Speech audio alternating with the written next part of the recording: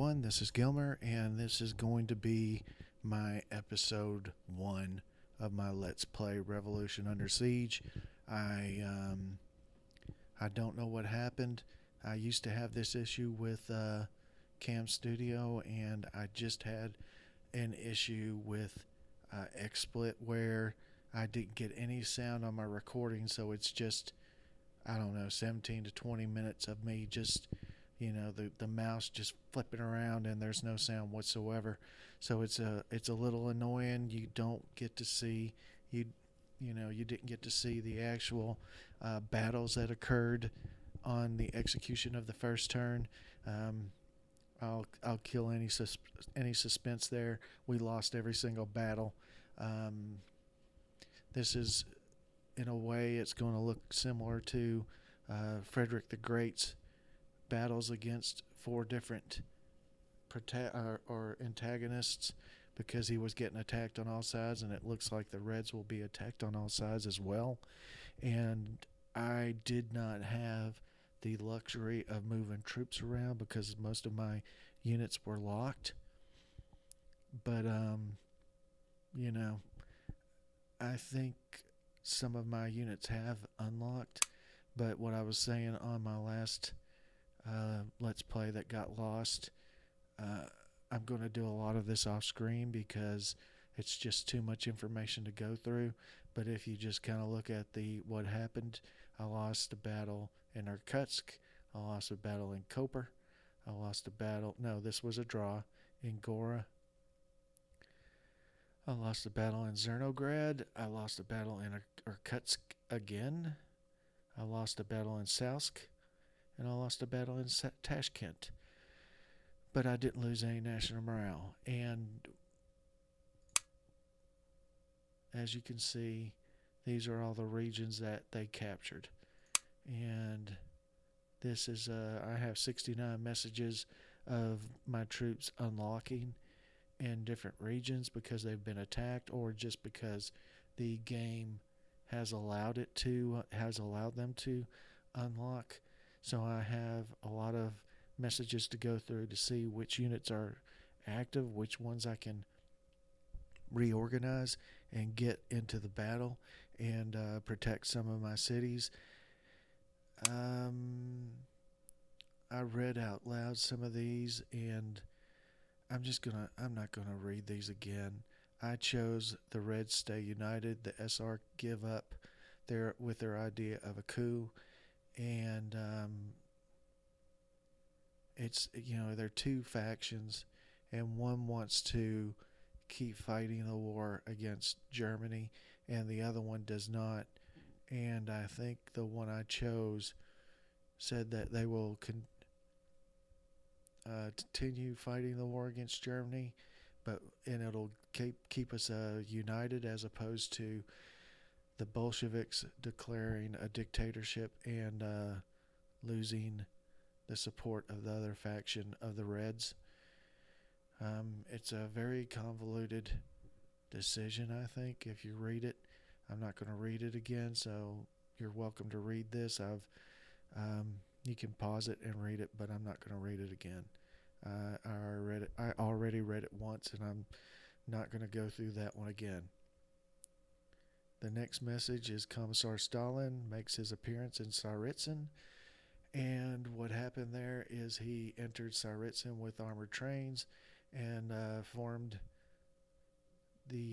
helped form the 10th Army with Voroshilov.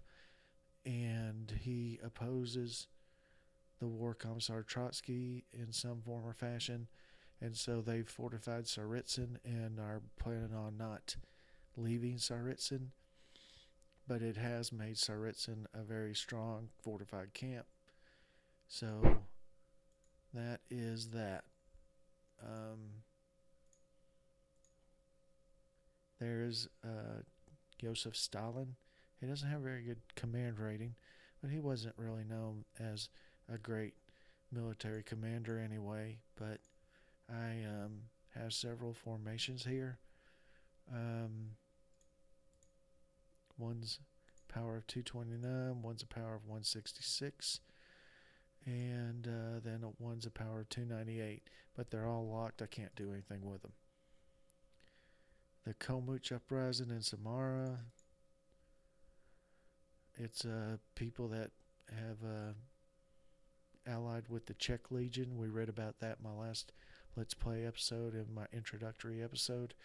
The Czech Legion rebelled against the Reds, and then, of course, the Komuch Uprising, they've allied themselves with the Czech Legion, and they're anti-Bolshevik, which is they're anti-Reds, which means they're against me. And yeah, you can pause this and read this as well.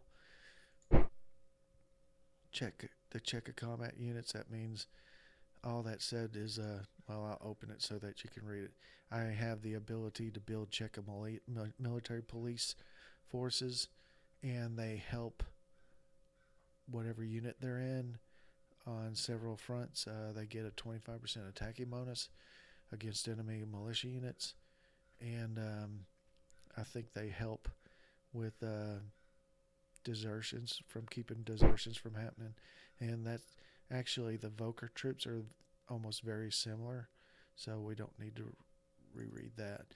Trotsky mobilizes the specialist commando forces, or the specialists commanders of the army will be monitored by political commissars. I read that, so you can pause it and read that one as well. And then this is what I kind of just clicked on it just a minute ago. The armor train of the War Commissar Trotsky. It is a kind of a full army unit that he can be put in, I guess, and it is something that can be moved around and help the forces. It's a very specialized type unit. It's an armor train that has become his mobile HQ. So there's a lot of bonuses that go along with that, and that's available, I believe, in Moscow, which is we have actually clicked on it. Here it is, the War Commissar train, and I could probably put Trotsky in that unit if I could figure out where he is. Oh, there he is, but he's locked, so I'm not going to do that.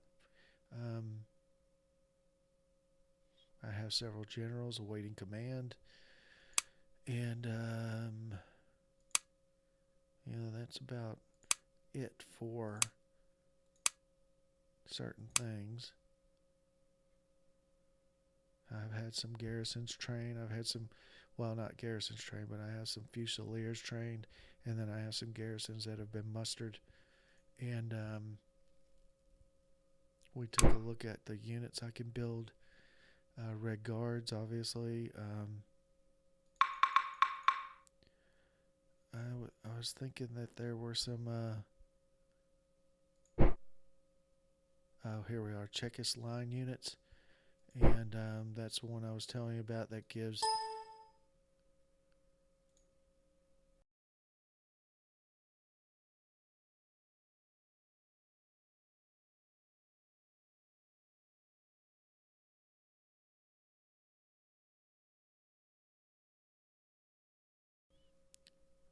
I hope you're still. I hope the.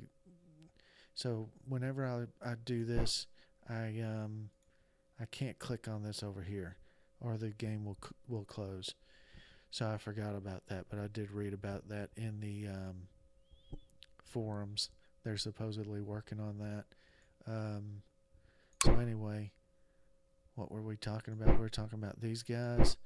I can't click on these. It's a pain in the ass, but you can't click on them to look at their special abilities, but we read over those a minute ago. Okay. Oh, one thing I talked about in the video that was lost. You can gain money by clicking on these regions. So if I click on that, it sends a political police to eradicate the rebels. But if I click on it a second time, it creates requisitions among the population, and that's how you gain a lot of your money. Click on it again, sends the police to force recruitment of conscripts in areas, and so you use that screen to, one, put down insurrections, two, create requisitions for money, or 3, go to um, recruit conscripts to build up your conscripts so you can actually build units. So anyway, I'm very tired. I already recorded one time and lost it, so I'm going to close this episode 1 fairly quickly. Um, it'll give me a chance to look at some of these areas that were attacked. Um, the white forces are very close down here. I don't want them taking Kazan. And in the episode that I lost, I was talking about the artwork. That city is pretty neat looking. I know it's hard to see it. I mean, it's still kind of small, but it's obviously different artwork than the regular Ajod artwork, because these guys are independent developers that use the Athena engine, and I think they did a really good job. The the map is a little bleak, as I had mentioned before, and I've turned the error option off, but it keeps coming back for some reason. But anyway, the map's a little bleak, but Russia was bleak, so well, that is kind of a Seinfeld reference. So if you've ever watched Seinfeld, you know what I'm talking about. And we're being attacked on all sides, so we have to uh, get our troops, get them reorganized, get them in places where that they can be reinforced and built up to be much stronger. And for some reason or another, our railroad capacity went down. I didn't move anybody by rail, I don't think. Even so, we don't have rail capacity. So anyway, I'm going to save this turn. I'm going to bring this Let's Play episode to a close, and I do appreciate you watching, and I will see you next time. Thank you very much.